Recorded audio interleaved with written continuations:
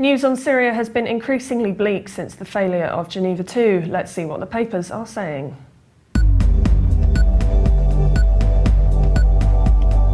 An editorial in the Daily Star says that Geneva II talks have completely fallen off the radar since Lakhdar Brahimi frankly labelled the talks a failure. Since then, officials and politicians have only said there is no ability to settle the conflict militarily and there is no agreement on how to settle the conflict politically.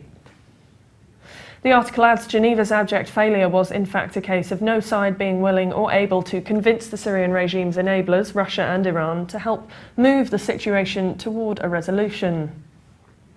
And despite news of successful offensives on both sides, the information available thus far indicates that the Syrian war remains mired in stalemate and also appears set for even bloodier weeks and months to come. The article says that for the West to rely on Russia and Iran would be a mistake if they believe that Russia is going to show flexibility given the political turmoil in Ukraine, the location of its other warm water naval presence, then they are in for a rude surprise. Meanwhile, from the ground, militant Islamist groups in Syria have ordered Christians to pay protection tax, according to the Telegraph. The article says a militant Islamist group has demanded Christians living in the northeast of Syria pay it a tax in return for protection, as it seeks to build a traditional caliphate in areas it controls. ISIS has issued terms such as Christians are obliged to pay jizya tax on every adult male to the value of 4 golden dinars for the wealthy. They added, in return, Christians will not be harmed and will be allowed to worship privately, maintain their own clergy without interference and keep their own cemeteries.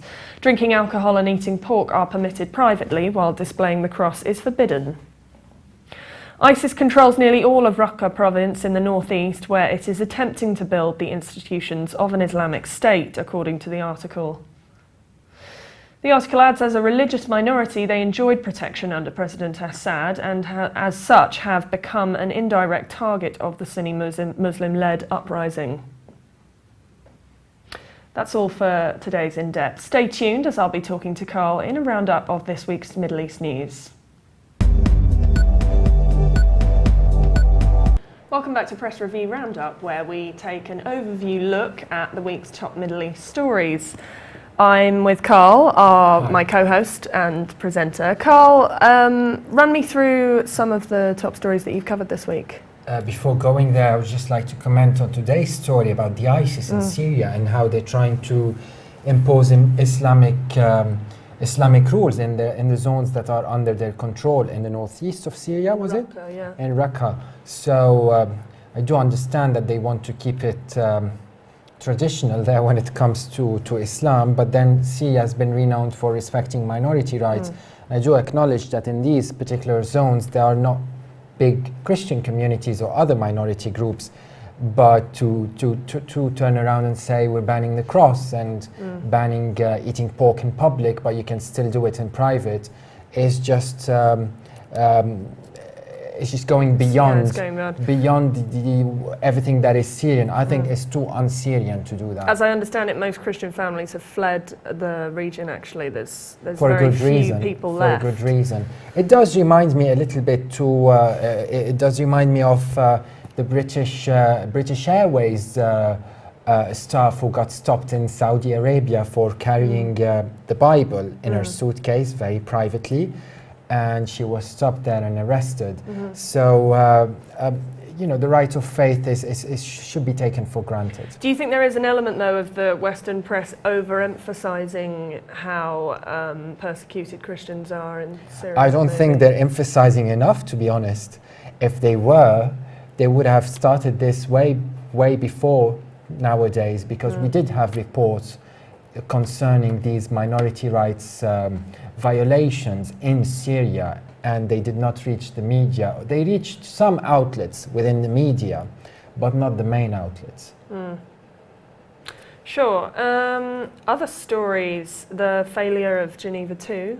I think we covered that. You covered the UN Security Council resolution earlier in the week. Yes, this is when I hosted Dr. Imke Henkel from the German magazine Focus, and she counter-argued an article that I featured from the Washington Institute, an article by Andrew Tabler, where he says it is never too late for President Obama to intervene militarily in Syria, because he believes it's about time they did so.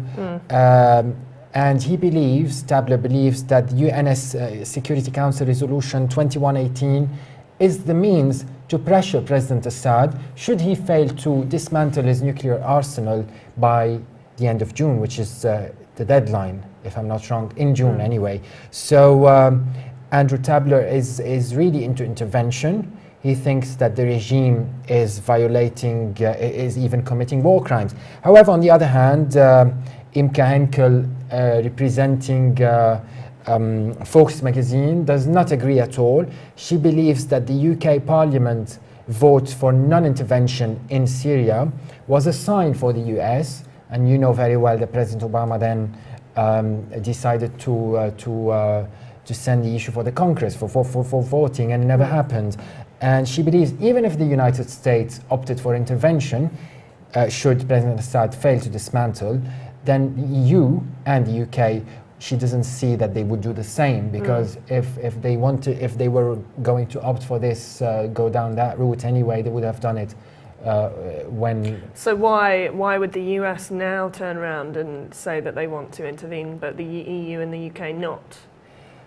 What's different about the US case? Well, there are two views here. Like I said, Andrew Tabler believes that they should intervene, and now this time they should use the reason of not dismantling on time. Should President Assad not dismantle on time, even though today Foreign Minister Walid al-Muallim said that everything will go as per schedule. Now, obviously, people are very, very optimistic, like Andrew Tabler, optimistic in the sense that they should intervene in Syria, believe that President Assad will not commit to the time frame of dismantling.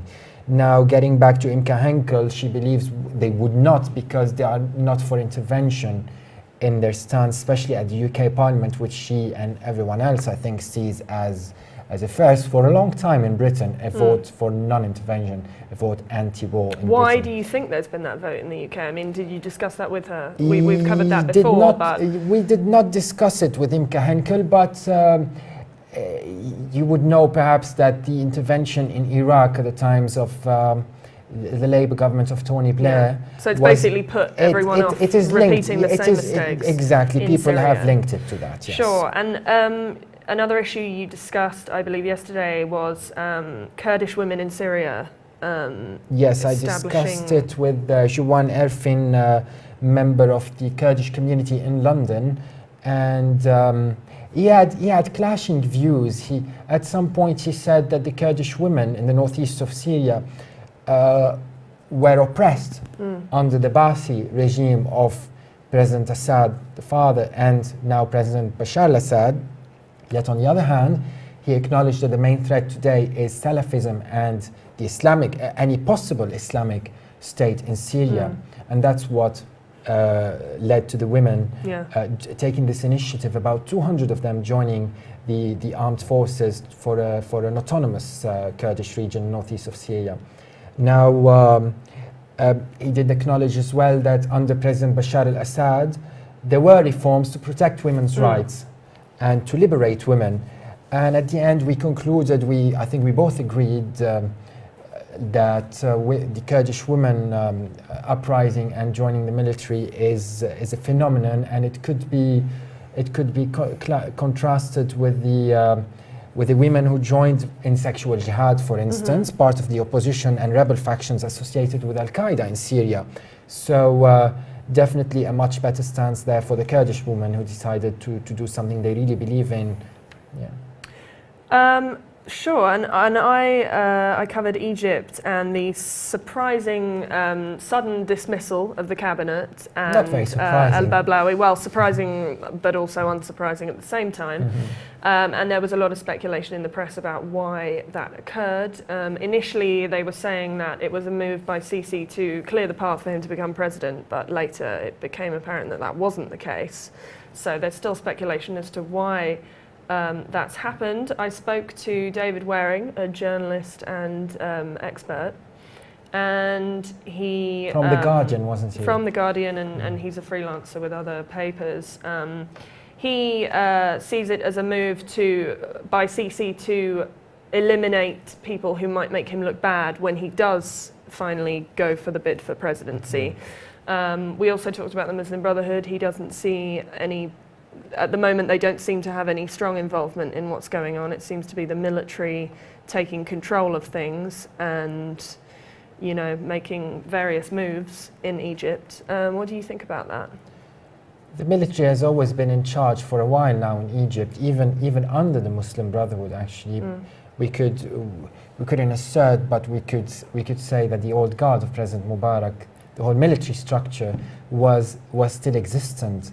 And I spoke to a political analyst recently who said that Iran indirectly warned the Muslim Brotherhood in Egypt that they will never succeed in ruling completely with the current military structure, because they had President Morsi as a representative, of course, of the Muslim Brotherhood, but the whole structure was inherited from before. So, and that's why they reached this stage when the defense minister came out and announced that they would be ousted as President Morsi, is because the whole military structure was the dominant structure. Great, well, I think that's it for this week's Roundup. Please join us again next Friday for more Middle East news. Bye for now.